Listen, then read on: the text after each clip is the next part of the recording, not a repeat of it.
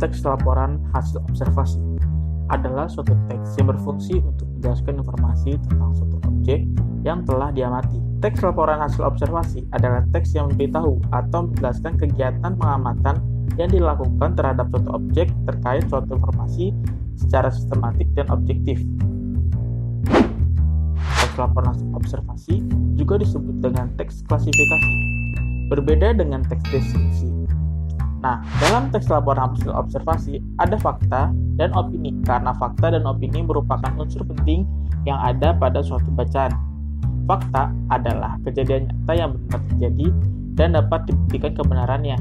Kemudian ada opini, gagasan yang berpendapat yang dikemukakan namun kebenarannya belum dapat dibuktikan. Hubungan dari keduanya, teks laporan observasi adalah dalam suatu bacaan pasti dapat opini dan pendapat, tetapi pendapat tersebut belum tentu merupakan fakta.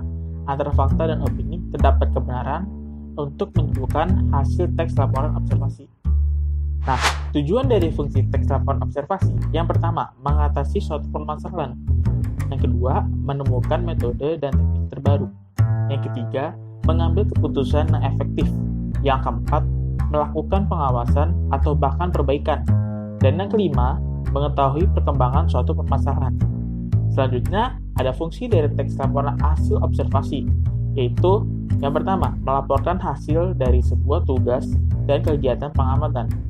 Yang kedua, menjelaskan dasar dari penyusunan keputusan atau solusi dari masalah dalam observasi.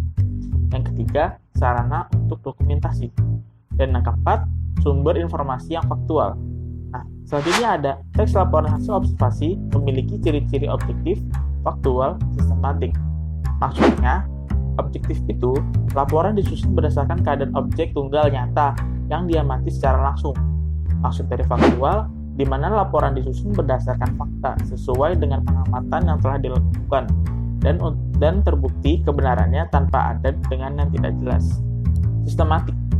Teks laporan hasil observasi disusun sedemikian rupa secara teratur dan saling berkaitan antara kelas, subkelas yang terdapat di dalamnya. Selanjutnya ada struktur teks laporan hasil observasi.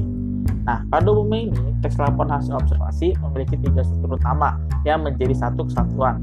Yang pertama itu ada pernyataan umum yang mengandung keterangan umum mengenai objek yang telah diamati seperti nama latin, kelas, asal-usul, atau informasi tambahan mengenai objek yang telah diamati. Yang kedua ada penjelasan atau deskripsi yang mengandung rincian tentang objek yang telah diamati.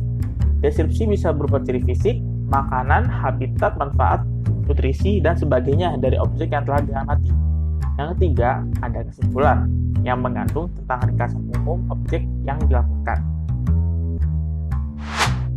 Ciri bahasa yang digunakan dalam bahasa penulisannya, teks laporan hasil observasi memiliki ciri-ciri yang berbeda dengan teks lain diantaranya ialah yang pertama, menggunakan frasa nomina untuk mendeskripsikan objek.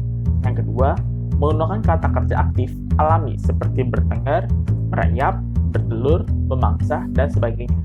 Yang ketiga, menggunakan kata kerja relasional yang menjelaskan objek seperti ialah, merupakan, yaitu, termasuk, dan lainnya.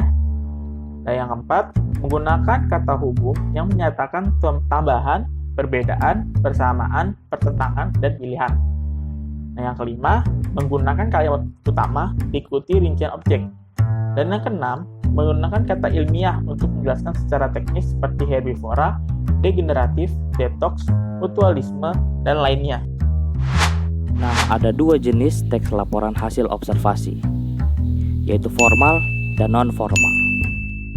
Teks hasil laporan observasi yang formal memiliki kaidah format dalam menyusun laporan seperti memiliki kop surat, bahasa baku, dan struktur yang lebih rinci.